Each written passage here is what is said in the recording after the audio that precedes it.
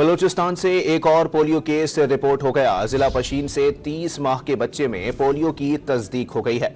बलूचिस्तान के से एक और पोलियो केसेस रिपोर्ट हो गया है। जिला पशीन से 30 माह के बच्चे में पोलियो की तस्दीक हो गई है। आपको अपडेट कर रहे हैं। बलूचिस्तान से एक और पोलियो केस रिपोर्ट हो गया है। जिला पशीन से 30 माह के बच्चे में पोलियो की तस्दीक हो गई है। आपको अपडेट कर रहे हैं इस हवाले से कि बलूचिस्तान से एक और पोलियो का केस रिपोर्ट हुआ है। पोलियो केसेस में मुसलसल इजाफा होता जा रहा है। जिला पशीन से 30 माह के बच्चे में पोलियो की तस्दीक हो गई है। आपको अपडेट कर रहे हैं। बलूचिस्तान से एक और पोलियो केस रिपोर्ट हो गया है। जिला पशीन से 30 माह के बच्चे में पोलियो की तस्दीक हो गई है। आपको अपडेट कर रहे हैं इस हवाले से कि बलूचिस्तान से एक और पोलियो का केस रिपोर्ट हुआ है। पोलियो केसेस में मुसलसल इजाफा होता जा रहा है। जिला पशीन से 30 माह के बच्चे में पोलियो की तस्दीक हो गई है।